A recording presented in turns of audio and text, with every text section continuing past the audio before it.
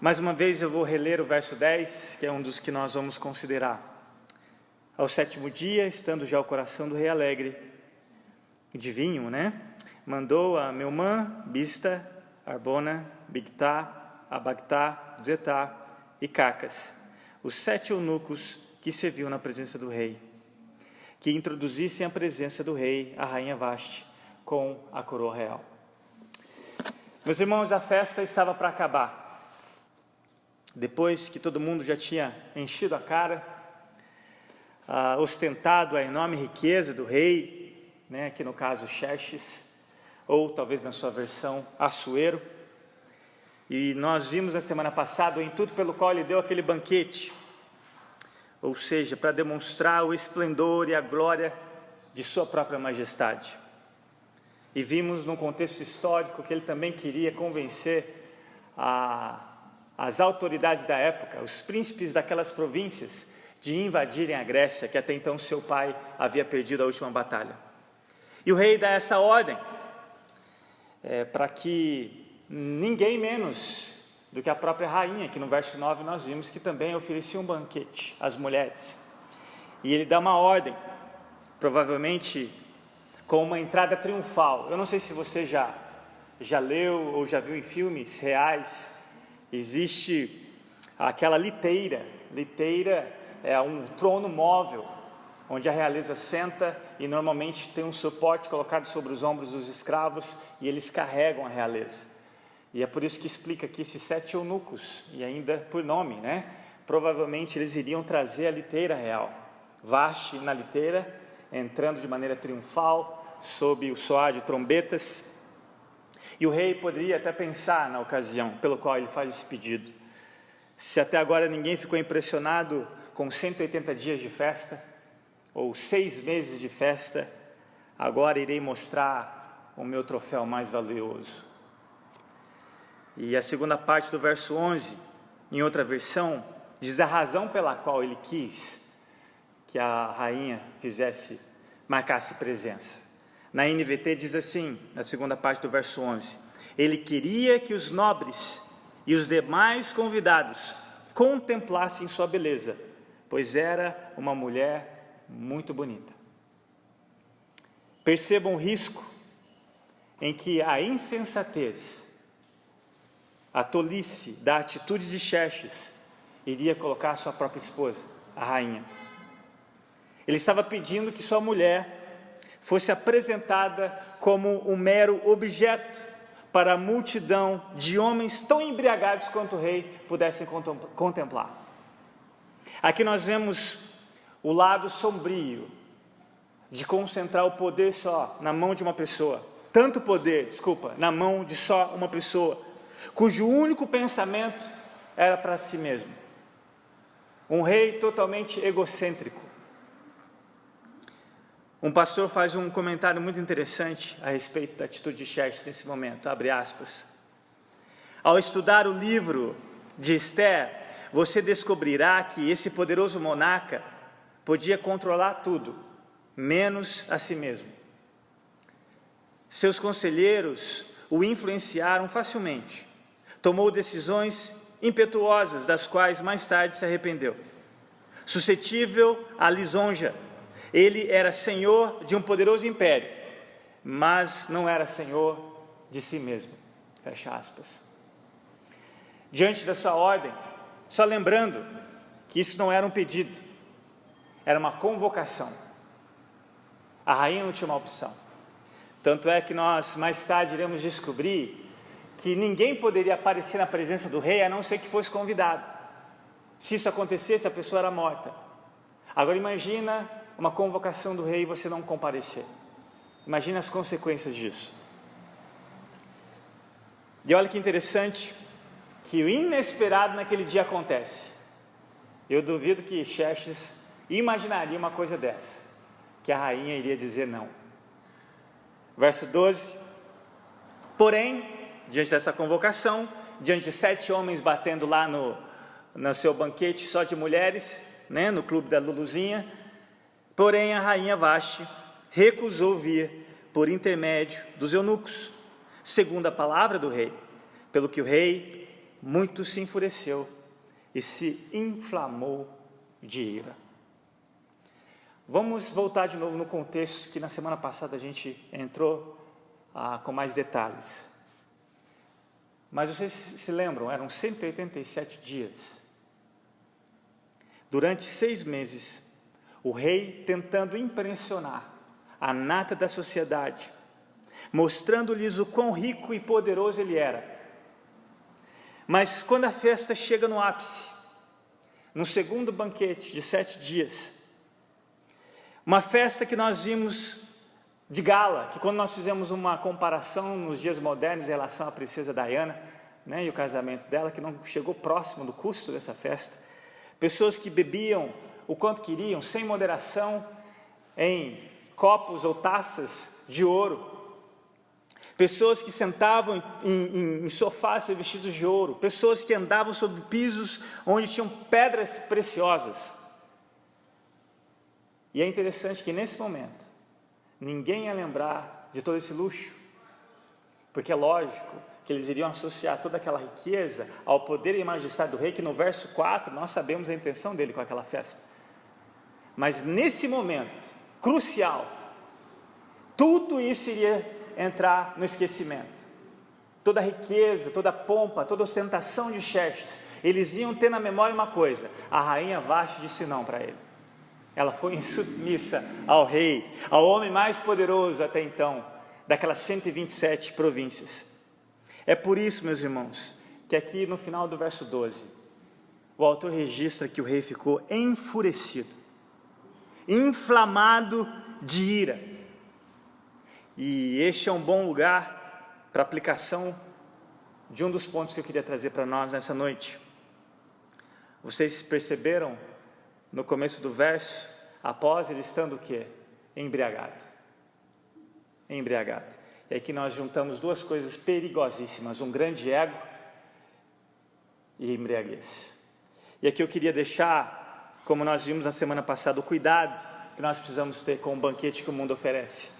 E eu quero trazer esse ponto de aplicação em relação ao uso exagerado do álcool. A maioria das propagandas, meus irmãos, que promovem a venda de bebidas alcoólicas, retrata as pessoas como Xerxes. Pessoas dando os seus banquetes chiques, depois vai sair nas revistas mais lidas pela sociedade, e vai dar uma impressão de que beber socialmente é algo que é muito parecido com o sucesso, que beber socialmente, certa bebida, certa marca, é sinônimo de sucesso. Mas se você conversar com pastores, se você conversar com assistentes sociais, se você conversar com médicos, membros de órgãos dedicados como os alcoólatras anônimos, você vai ver que o quadro que pintam é um pouco diferente. Muito diferente. Na realidade, meus irmãos, essas pessoas que mencionei, esse grupo de pessoas que conhecem a triste realidade que é de lares e de vidas onde o álcool tomou conta, casamentos destruídos, corpos e mentes destruídos, arruinados, famílias abusadas, carreiras destruídas. Quantos? Eu perdi o número de pessoas lá na Cracolândia, que eu conhecia na calçada, vivendo na miséria, que eram doutores, médicos, advogados. Eu perdi o número, arruinados, porque começaram a beber socialmente. Pessoas que muitas vezes acreditavam na fala da generosidade do rei, que nós vimos na semana passada, no verso 8 desse mesmo capítulo. Pessoas que foram enganadas com uma falsa generosidade, e que se consideravam como pessoas que bebiam só socialmente. E eu vou trazer aqui o que a Bíblia não ordena. Na verdade, ela não ordena a abstinência em relação ao álcool, mas olha o que ela enfatiza. Eu vou poupar vocês de muitas referências, mas algumas que eu considerei importantes. Primeiro, em Deuteronômio, capítulo 29, versos 5 e 6, Deus ordena que o povo não bebesse bebida forte durante a peregrinação no deserto. Os sacerdotes eram instruídos a não beberem vinho ou bebida forte durante o serviço no tabernáculo, lá em Levítico 10. Você vai ver isso dos versos 8 ao 11. Os nazireus não podiam beber qualquer tipo de bebida fermentada, nem mesmo comerem a casca de uvas. Você vai ver isso lá em Números, capítulo 6, de 1 a 4. O álcool, meus irmãos, é um narcótico. Ele não é alimento. Ele destrói, ele não nutre. É por isso que nós temos que tomar muito cuidado no uso exagerado do álcool, na embriaguez, que é isso que a Bíblia condena. Eu poderia citar aqui uma lista de mais de 10 referências bíblicas contra a embriaguez, mas irei ler apenas 2, em que eu queria fazer jus com o contexto que nós estamos lendo em Esther. O primeiro deles é em 1 Pedro 4, do 3 ao 5, olha o que diz a palavra de Deus. No passado, vocês já gastaram tempo suficiente fazendo o que agrada aos pagãos. E falando em pagãos, no contexto persa, essa generosidade de vinho. E ele continua: naquele tempo vocês viviam em libertinagem, é o que leva as pessoas à embriaguez, libertinagem, na sensualidade, nas bebedeiras, orgias e farras, e na idolatria repugnante. Eles acham estranho que vocês não se lancem com eles na mesma torrente de imoralidade, e por isso os insultam. Aqui Pedro está fazendo um contraste. Quem vocês eram e agora quem vocês são, e por isso que o mundo os persegue, porque vocês não vivem mais como viviam, e é por isso que eles vão querer insistir que vocês voltem a viver como eles vivem, e ele termina: contudo, eles terão que prestar contas àquele que está pronto para julgar os vivos e os mortos.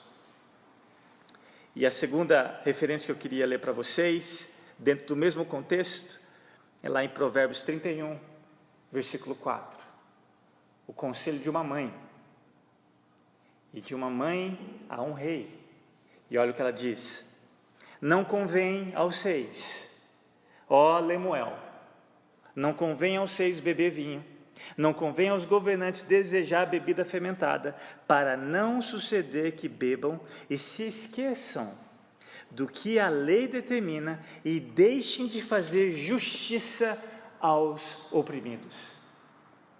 E olha que interessante, meus irmãos, observem, Xerxes estava fazendo exatamente o contrário do conselho dessa mãe. Xerxes estava sendo injusto e perverso com alguém que ele deveria proteger e não expor, a sua própria esposa.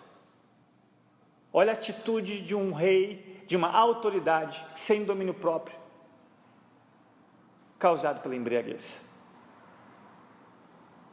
Se ele tivesse sóbrio, eu duvido que ele pediria um absurdo desse.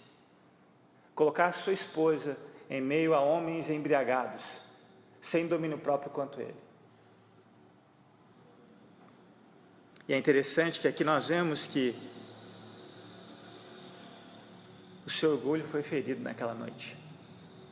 Ou se foi durante o dia, o texto não menciona. Mas naquele dia o seu orgulho foi ferido.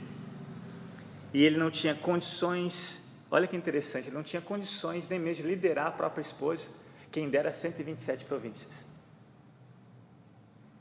Um homem que tinha o domínio de uma região que nós vimos, desde o norte do Irã até o sul do Irã, até o norte do Sudão. Ele não tinha o domínio de si mesmo. Um homem que queria exercer poder até mesmo no que as pessoas deveriam beber. Um homem que faz um decreto só para que as pessoas pudessem beber à vontade. E um homem que não tinha o domínio de moderar nem mesmo o que bebeu. Interessante que sempre que eu li essa passagem, sem o contexto, eu achava que Vasti estava errada, que Vasti estava sendo insubmissa. E eu percebo que, à medida que você vai entendendo o contexto, a rainha estava certa, o rei estava errado. A fúria de Assuero, ou de Xerxes, é uma fúria infantil. A sua reação diante do não da rainha revela muito acerca do seu caráter e da sua incapacidade de reinar. Temos uma segunda aplicação aqui, meus irmãos, que eu queria deixar para nós nessa noite. Muito importante nessa passagem, no que diz respeito a esposas e seus cônjuges. Minhas irmãs, o seu marido jamais pode pedir qualquer coisa que vá contra os valores da palavra de Deus. Você tem a autoridade, por assim dizer, na palavra de Deus, de dizer não.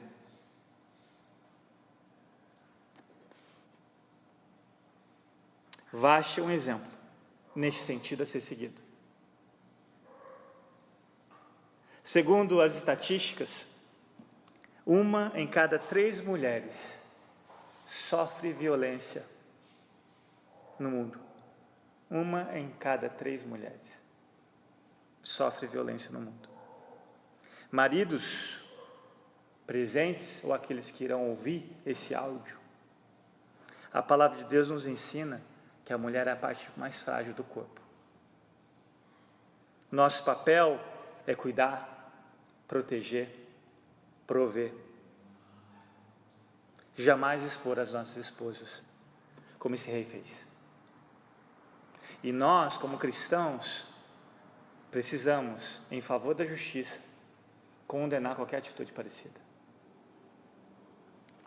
Uma ilustração, ainda me lembro quando eu e a minha esposa fomos visitar uma amiga. Ela tinha passado por um triste divórcio e ela havia se convertido e o marido não, e ela, depois de sofrer muitas infidelidades da parte dele, ela começou a sofrer violência por ele.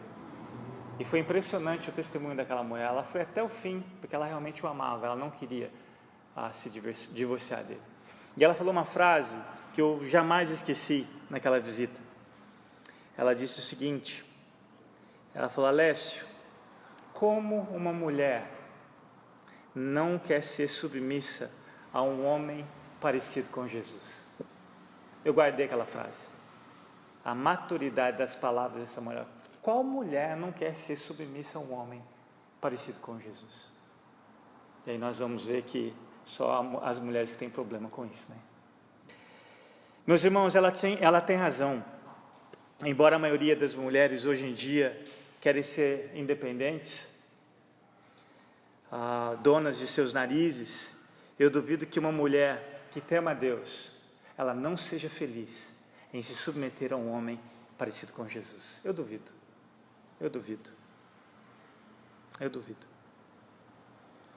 O machismo, meus irmãos, é tão destrutivo quanto o feminismo. Se você for ver a origem do feminismo, você vai ficar espantado. A raiz dele é nazista, é demoníaco. Uma jovem autora escreveu algo interessante. Ela diz assim, abre aspas: homens e mulheres não são inimigos. São a espada e o escudo da civilização e geradores da instituição mais poderosa, a família. Fecha aspas. Encerro destacando o infinito contraste da atitude do rei Xerxes com o evangelho do Rei dos Reis, Jesus Cristo. Jesus, ele não expôs a sua noiva, a igreja, como Xerxes pretendia em relação a Vasti. Pelo contrário, Cristo foi quem sofreu a vergonha na cruz.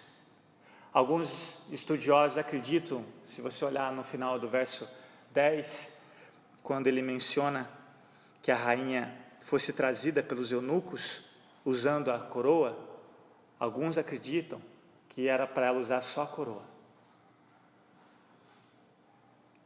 Meus irmãos, Jesus, embora você vai ver na obra de arte de alguns artistas, ele usando algo para proteger a sua genitália, mas segundo os estudiosos, Jesus foi crucificado nu, porque os romanos queriam humilhá-lo da maior forma possível.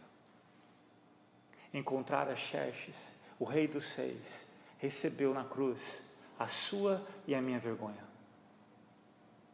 Foi ele quem se humilhou a ponto de tomar sobre si a nossa vergonha, e não só a nossa vergonha, mas a culpa dos nossos pecados sobre a cruz. Antes, nós não tínhamos beleza alguma, é o que Xerxes quer demonstrar, trazendo a rainha diante daqueles homens, vassalos. Mas antes nós não tínhamos beleza alguma. nem mesmo majestade, mas graças ao sacrifício do seu próprio Filho. Deus nos comprou para sermos uma geração eleita, sacerdotes reais, nação santa, povo de propriedade exclusiva de Deus, cujo propósito é proclamar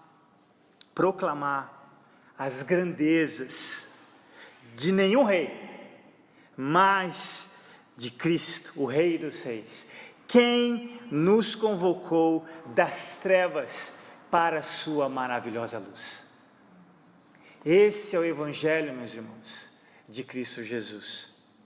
E agora, se de fato você e eu pertencemos a este novo reino, não o reino de Assuero, não o reino de Xerxes, que é a mesma pessoa, mas ao reino pelo qual Cristo nos instiga e nos ensinou a orar, que esse reino seja expandido aqui, desse lado da cruz.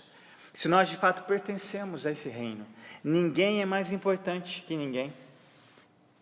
O feminismo e o machismo são banidos, meus irmãos, são banidos. Pois não há, segundo Paulo aos Gálatas, pois não há judeu, nem grego, nem escravo, nem livre, nem homem, nem mulher, pois todos são um em Cristo Jesus. Só em Cristo a mulher de fato é mulher, só em Cristo o homem de fato é homem. E é interessante que não existe 100% mulher e nem 100% homem no sentido do caráter, porque o pecado veio e distorceu essa imagem e semelhança que nós antes tínhamos, antes da queda. Só Cristo é verdadeiramente homem. E só em Cristo nós somos verdadeiramente homens e mulheres. Só em Cristo, meus irmãos. E eu quero encerrar perguntando para você. Primeiro, você sofre sobre a tirania do seu próprio ego?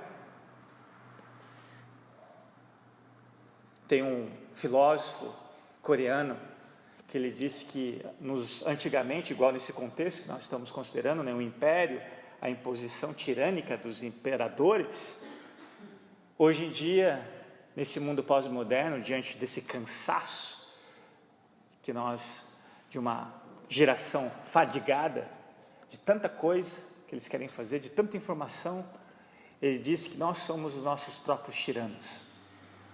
Não é mais externo, você se cobra mais do que qualquer outra pessoa, só para impressionar, assim como Xerxes queria fazer.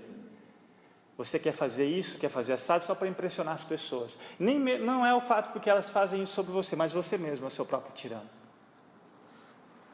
E essa é uma pergunta que vem a calhar nos nossos dias. Você sofre sobre a tirania do seu próprio ego? O que você faz é o que Deus pediu para você fazer? Ou porque você quer impressionar as pessoas? Cristo pode libertá-lo de você mesmo, dessa tirania do seu próprio ego. Ele pode te dar uma nova identidade. O que o feminismo não vai fazer e que o machismo também não vai fazer. Você busca na bebida, segunda pergunta, você busca na bebida uma forma de fugir das dificuldades que a vida lhe apresenta? Você acredita que a embriaguez é o único lugar que você pode encontrar realmente alento, sossego? Jesus já venceu o mundo e todas as dificuldades que você e eu enfrentamos, Ele já venceu. Ele quer agora que você se encha não de álcool, mas do poder do alto que Ele dá através do seu Espírito Santo. Um poder que vai te dar domínio próprio, que você não precisa de nenhuma droga. Você não precisa se entorpecer, porque Cristo traz sentido à vida, mesmo que pareça sem sentido.